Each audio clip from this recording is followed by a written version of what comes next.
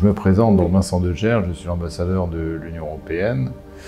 Je suis en poste ici à Maurice depuis 2 ans maintenant et j'ai encore 2 autres années à profiter de beaux pays où je vis aujourd'hui et aussi des Seychelles puisque j'ai également la responsabilité pour les Seychelles. Ce festival du film, ça fait la 3e édition donc, que nous lançons. Je crois que nous avons eu beaucoup de succès la première année. Près de 3200 participants, je pense, au total aux projections qu'on avait sélectionnées. L'année dernière, c'était une année un petit peu plus difficile, on va dire, pour la culture en général, de toute façon. Donc on a quand même maintenu notre événement, évidemment, avec les règles de distanciation sociale, avec les masques dans les salles, etc. Donc c'était un petit peu plus rude comme atmosphère, mais on avait quand même plus de 1300, 1400 participants effectivement qui sont venus voir la sélection de films qu'on avait choisi.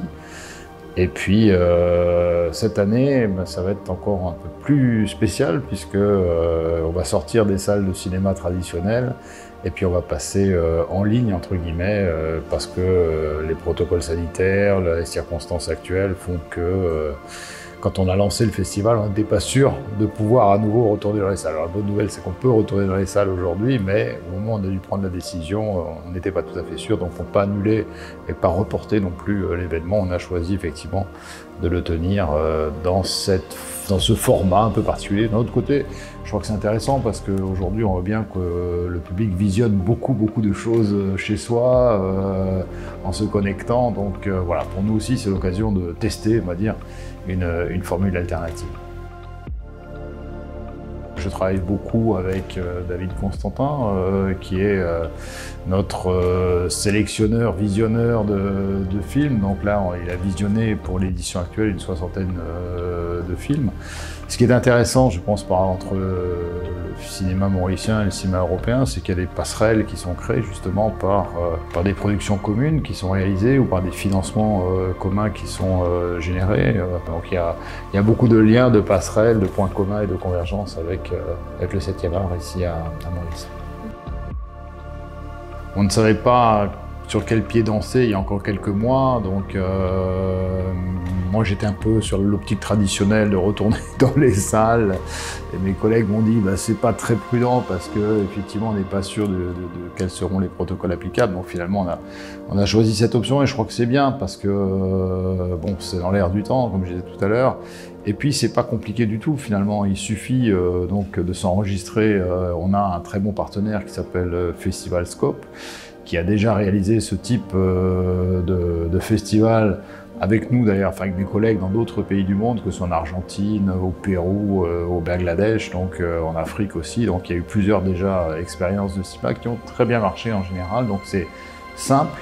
Il suffit de s'enregistrer à partir de la date d'ouverture du festival, donc c'est le 12 octobre jusqu'au 31 octobre. On s'enregistre sur la page concernée, donc on met le lien, on s'inscrit, et puis après on doit choisir le film que l'on souhaite visionner. Donc on aura 8 longs métrages et 19 courts métrages, donc courts métrages notamment pour le public plus jeune, entre 4-6 ans et 7-11 ans, donc on a là, plusieurs publics qu'on essaye de cibler. Et pour les plus grands, donc il y a ces 8 films, donc là encore, vous parliez de lien entre l'Europe et Maurice, il y a le réalisateur de Tokyo qui sera là et qui a fait un film sur son parcours du monde en regardant comment est-ce qu'on peut faire en sorte de nourrir toute la planète avec nos ressources. Donc voilà, beaucoup de possibilités, je pense, pour le public de visionner des films. Il y aura 400 places pour chacun des films, donc les gens doivent s'inscrire, ensuite choisir le film qu'ils souhaitent voir, et ils ont, je crois, 3 jours pour le visionner chez eux, tranquillement, en couple, en famille, avec des amis, donc sur la configuration qu'ils choisiront. Ce qui est intéressant pour nous, c'est aussi, et pour le public j'espère, c'est que chaque fois on choisit une thématique, parce que outre le festival en lui-même, c'est qu'on essaie de donner au festival un sens, une direction. Donc cette année, on a choisi effectivement des thèmes de résistance et de résilience. Je crois que c'est des thèmes qui, avec la pandémie du Covid-19, interpellent tout le monde. puisque c'est venu bouleverser leur manière de vivre, de voyager, de se comporter, de se parler, d'être loin les uns des autres. Donc voilà, tout ça a changé. Donc c'est important de voir comment est-ce qu'on peut gérer ces deux concepts de résistance et de résilience. Donc tous les films vont tourner autour de ces principes. Alors ça peut concerner des personnes handicapées, comment ils vivent leur handicap, comment ils surmontent ce handicap et deviennent des grands pianistes de jazz, dans un des cas, un des films polonais. Ça peut être aussi des familles rurales dont le village est grignoté par la ville qui s'étend et qui vient grignoter le village et qui change complètement les manières de vivre de ces populations. Ça peut être un enfant qui doit être intégré dans une école rurale en Espagne, qui est malade et qui doit vivre avec sa maladie et les autres enfants autour de lui. Donc voilà, ça aussi c'est des thèmes, je crois, qui se rapportent à la vie de tous les jours.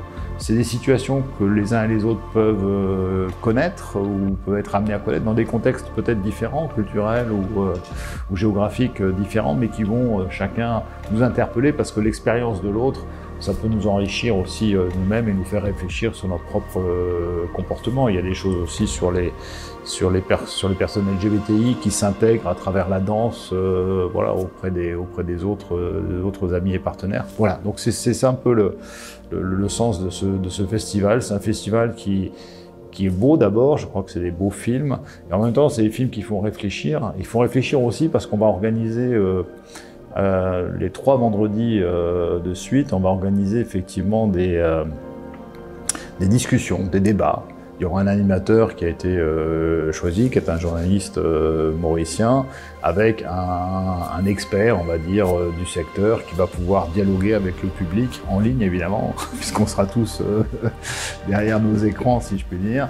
Et il va pouvoir dialoguer avec le public sur le thème, justement, qui aura été au centre du film. Donc ça, je crois que c'est aussi quelque chose qui est assez intéressant et qui fait qu'on passe une soirée de divertissement, en même temps une soirée qui peut être une soirée aussi où on réfléchit un petit peu, on réfléchit avec les autres sur le sens de la vie ou le sens de sa vie ou de son attitude avec la société. Venez nous rejoindre entre le 12 et le 31 octobre, ça sera vraiment, je crois, un festival riche et de grande qualité. En plus, ce sont des films que l'on n'a pas l'occasion de voir par ailleurs, parce qu'ils ne sont pas dans les grands réseaux de distribution.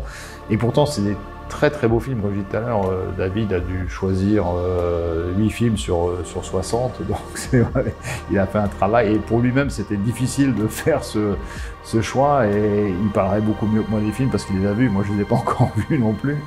Mais je crois qu'il a témoigné que vraiment c'était pour lui extrêmement intéressant et enrichissant. Donc je suis sûr que ça le sera pour tout le public mauricien. Et il pense d'ailleurs, avec ces thèmes-là, que c'est des thèmes qui vont certainement interpeller aussi le public mauricien. Donc venez nous voir, il y a la qualité, la réflexion et la résilience au rendez-vous.